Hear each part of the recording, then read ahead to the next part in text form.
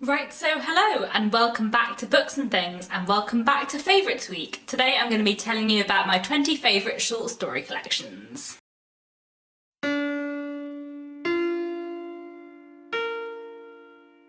So there are a few things on this list where the line between novel and short story collection is kind of blurred. So there are some things that I am including on this list that I would consider a short story collection that have been potentially marketed as novels or someone else might consider as a novel. I really like a book told in the form of interconnected short stories, and I would usually consider that a short story collection rather than a novel. So there are a few of them in this list which you might think of as novels, but I'm classing them as short stories for today. This list is also a bit of a mix of classic and contemporary short story collections. Most of them are contemporary, but there are a few classics in this list as well. So at number 20 I have The Beginning of the World in the Middle of the Night by Jen Campbell. This is a short story collection by Jen, who is a booktuber. I'll link her channel down below, and I really love this one. It contains a lot of beautiful, powerful stories. There's a lot of like magic and fairy tale used in here, and there are some truly wonderful stories. My favourites are Jacob, Plum Pie, Zombie Green, Yellow Bee, Purple Monster, and the title story, The Beginning of the World in the Middle of the Night.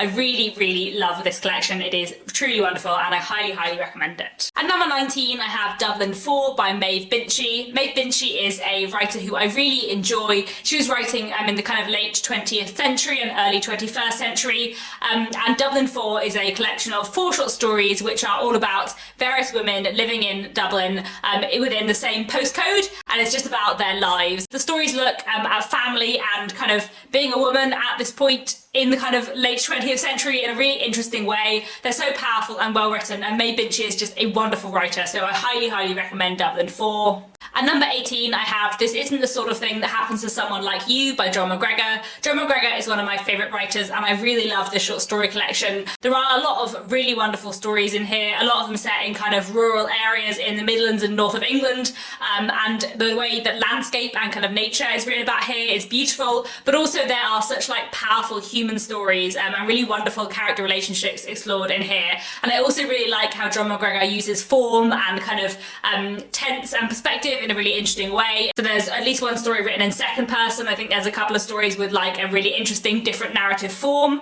You know, like you can see that this is not quite usual narrative here on this page, and it's just a really fantastic collection and one that I would definitely recommend. At number 17 I have Asleep by Banana Yoshimoto. I really like Banana Yoshimoto. She is a Japanese writer and one of my favourites, and Asleep is a collection of a couple of stories, all of which look at sleep in some way, whether it's like insomnia or the opposite, or like weird things happening in your dreams. Banana Yoshimoto's work often looks at kind of being a young woman living in Japan, and also her books often contain like a little bit of magic, or the kind of like bit of magic where you're not quite sure if it is magic or not. So there's some like really interesting, complicated, semi-magic realism stuff done with sleep in Asleep that I really like, and it's a story collection that I would highly recommend. At number 16 I have A Pair of Silk Stockings by Kate Chopin. So this is a little penguin black classic which has a few stories by Kate Chopin in it.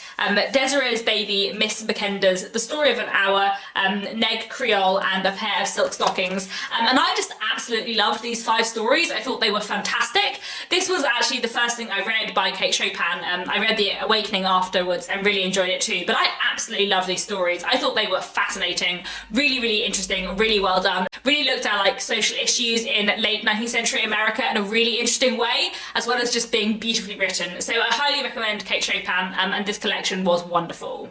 At number 15 I have The Bloody Chamber by Angela Carter.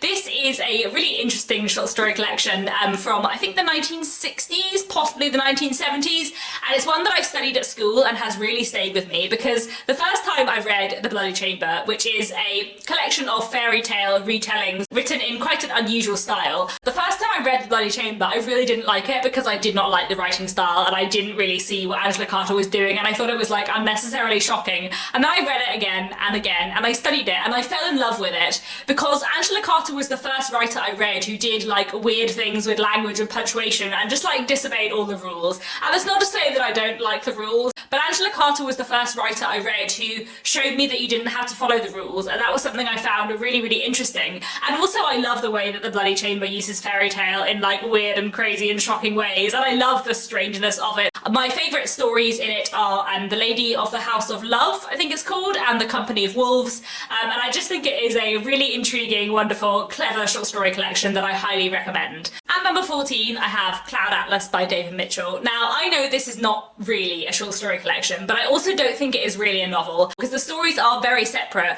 and it feels much more to me like interconnected individual stories rather than a novel as a whole. Or maybe it would be more correct to argue that it is a novel told in the form of interconnected short stories, I don't know, but anyway, I'm putting it in this video, it's fine. I really like Cloud Atlas, which looks at various characters throughout time who kind of share something, whether that is kind of a soul that has been reincarnated or not quite that, who knows. But we see these, I think it's 6 different individuals going from the 19th century on to hundreds of years in the future, and we follow their lives, and we kind of get half of their story at a time. So it's a complicated setup, but I feel like you could enjoy each story on its own. So in that way, to me, it feels more like a collection of short stories. It is beautifully written, very clever. I love the way David Mitchell looks at both the past and the future here. I think it's an excellent book and definitely one I would recommend. At number 13, I have A Visit from the Goon Squad by Jennifer Egan. This is, again, one that has been marketed as a novel, though I definitely think it is a collection of short stories. And this is a series of short stories which have links to each other, so some of the characters crop up in each other's stories, but as well as being linked by these characters, the stories are also linked by music. And we have various stories kind of set in different countries, spanning from like the 1970s to today. They're really interesting, really well written. Again, Jennifer Egan uses form and kind of perspective in a really fascinating way in this. Very clever, and yeah, I really love this one a lot. At number 12, I have In the Country by Mia Alvar. This is a wonderful short story collection. Mia Alvar is from the Philippines, and this collection of short stories looks at characters from the Philippines, some of whom are still living in the Philippines, and various other characters who have moved to other countries around the world. These stories are absolutely beautifully written, and they have such wonderful, powerful moments. And there are a few stories as well which do a really fantastic job of blending like broader political events with individual personal stories. The characters in the Country are so well developed, and it is absolutely fascinating to read. It is such a strong collection, and I would highly recommend it. At number 11, I have An Unrestored Woman by Shobha Rao.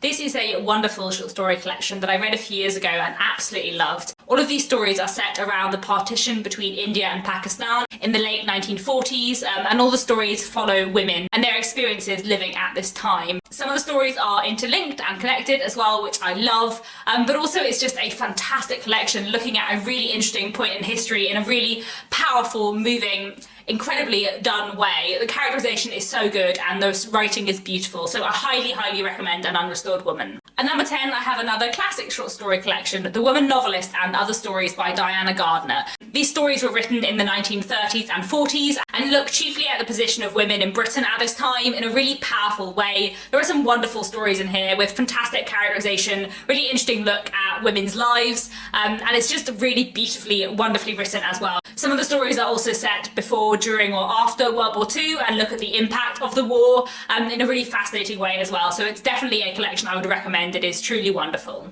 At number 9, I have Revenge by Yoko Ogawa. This is a wonderful short story collection which was translated from the Japanese. This is a wonderful collection of short stories, all of which are interlinked with each other, many of which feature revenge and violence in some ways, but none of the violence ever feels like overdone here, even though some of the stories are like almost horror stories. They're always really powerful, and they're always about like human interactions and relationships above all. I love the stories in here a lot. I think there are some real gems, and it is such a wonderful collection. I think my favourite story in the collection is Fruit Juice, but there are so many other wonderful stories in here as well, and it's just fantastic. One of those wonderful short story collections that's just really stayed with me. Then next up, I have the only 2 on this list which are anthologies, so written by multiple authors rather than written by one. And the first, at number 8, is The Haunting Season. So I only read this a couple of weeks ago, but I absolutely loved it. This is a collection of ghost stories written by some of my favourite contemporary historical fiction writers. Included in this collection we have stories by Bridget Collins, Imogen Hermes Gower, Kieran Millwood Hargrave, Andrew Michael Hurley, Jess Kidd, Elizabeth McNeil, Natasha Pulley and Nora Purcell, and it was a fantastic collection. The ghost stories in here were wonderfully written, really, really great fun. A lot of them were set in the Victorian period, which obviously I enjoyed, and there was just the right level of like a little bit of spooky atmosphere, but like nothing too scary, and I just thought it was fantastic. I did a whole video on it, which I'll link down below. But yeah, this is definitely one of my favourite short story collections ever now. And then at number 7, another anthology, we have The Red Room, new short stories inspired by the Brontes, edited by AJ Ashworth. And this short story collection includes various stories inspired by the Brontes. There are retellings of Jane Eyre, Villette, Wuthering Heights, bits of the Brontes' lives, and it's just great fun. If you love the Brontes, this is such a wonderful, delightful read. I really, really love it, and it's one of those short story collections which has really stayed with me, and which is just such a fun read. So I think my favourite stories in this, there are quite a few, would be Ashton and Elaine by David Constantine, which is a Wuthering Heights retelling. Then there is Rowena MacDonald's A Child of Pleasure, which I love. Behind All the Closed Doors by Sarah Dobbs is fantastic, and That Turbulent Stillness by Elizabeth Baines is wonderful as well. And actually, after having finished this, I went and looked up and read more work by both Rowena MacDonald and Elizabeth Baines, which I think tells you how much I loved their stories in this collection and how much this collection impacted me. It's such a fantastic read, and I highly, highly recommend it. At number 6, I have Last Fling by Sue G. This is a beautiful collection of short stories that I love. I read quite a lot of books by Sue G as a teenager and then kind of forgot about her until a couple of years ago I read Last Fling and absolutely adored it. It contains several beautiful, beautiful stories which look at human relationships and life in the most beautiful way. My favourite of them is the title story Last Fling, which looks at the relationship between two sisters, one of whom has just been diagnosed with cancer, and it's about them looking back on their life and looking at their relationship together, and it's just beautiful. It's just absolutely beautiful. And there are so many fantastic short stories in that collection. It's a thin little collection, but it really packs a punch, and I highly, highly recommend it. And at number 5, I have Homegoing by Yaa Gyasi. This is another book which, you know, whether or not it's a novel or a short story collection is highly up for debate, but I kind of read it as a short story collection, and I think I loved it more for reading it as a short story collection. Homegoing begins with 2 stories about 2 different sisters, both of whom are living in what is now Ghana in the late 18th century, I believe. In one story, one sister is sold into slavery, and in another story, the other sister marries a white man involved in the slave trade, and then the subsequent stories throughout the book follow their descendants going through time from the kind of late 18th, early 19th century to the present day, and it is wonderful. And one of the reasons why I'm including this book in this list and why I think of it as a short story collection rather than novel is because, yes, I love the way the stories link to each other, but actually they're all such individually powerful stories in their own right. And if you read any story within Homegoing on its own, it would still be powerful. And like, there are so many amazing stories throughout it. It is beautifully written, looks at like gender and race and class, and so many fascinating moments in history, and it's fantastic. So I highly, highly recommend Homegoing. And I would kind of recommend reading it as a short story collection rather than a novel, because I think if you go into it expecting a novel, that's not exactly what it is. But if you go into it expecting a short story collection, it is truly, truly fantastic. And number 4, I have Emerald City by Jennifer Egan, another Jennifer Egan book. I really think that Jennifer Egan writes fantastic short stories, and actually having read some of her novels and some of her short stories, I think the short form is like where she is really at her best. Emerald City is a beautiful, beautiful short story collection. It is so short, but it packs such a punch. It has so many fantastic stories that look at human relationships and emotion in such a beautiful, beautiful way. I love Jennifer Egan's writing, and I think the way this book explores its themes is fantastic. So I think my favourite stories in it, can I remember, it's been quite a long time since I last read this. One Piece is a brilliant, brilliant story which I loved. That was definitely my favourite one. Do I remember what my other favourite was? I feel like Sacred Heart is really good too, and Emerald City. But to be honest, I just love everything in this. It's such a fantastic collection, and I highly recommend it. At number 3, I have And the Mountains Echoed by Khaled Hosseini. This is another book which was definitely marketed as a novel, and this is actually a book that took me a long time to get into because I was so confused at the beginning because I was expecting it to be a very different thing to what it is. But actually, I think if you go into this reading it as a collection of interconnected short stories, it is fantastic. So this book is a series of stories following various characters in or from Afghanistan from the kind of mid-20th century to the present day. And the stories are sort of linked together, some of them much more closely and some of them much more disparately. And we're following various characters in order to sort of partly explore this country's history over a period of several generations. There is a lot that I love about this book. I think it is beautifully written. I think its themes are fantastic. I think its characterization and its stories arcs are so good. And I also really like that there are several short stories where you kind of think it's about one thing and one relationship, and it turns out it's about something different in a way that works perfectly. There are so many fantastic moments and fantastic stories in this. I just love this book so much. I read it last year and it just completely blew me away. So I highly, highly recommend this one. It is a wonderful book. Then at number 2, I have Smoked Meat by Rowena McDonald. Rowena McDonald, I mentioned earlier in this video because she wrote one of the stories in Red Room, the anthology inspired by the Brontes, and that made me go and find more that she had written, and I came across this short story collection of hers, which I love. This is a series of interconnected short stories all set in Montreal, and we're following various different characters living in this city, a lot of whom are kind of artists or artist models or in some way kind of linked to the art world, and some of the stories do link to each other. I love this book so much. There are so many wonderful stories in here. It has been quite a long time since I read this, but I feel like I remember the individual stories in here better than the majority of books I'm mentioning in this video. There are so many beautiful stories that look at like human relationships and human struggles in such a fantastic way. I think my favourite two are Down to Rue Beaudry and Learning Butterfly, both of which are beautiful. But to be honest, every story in this I love so much. I think it is such a fantastic collection, and the characterization and the way that they are subtly linked together with a few recurring characters is just fantastic.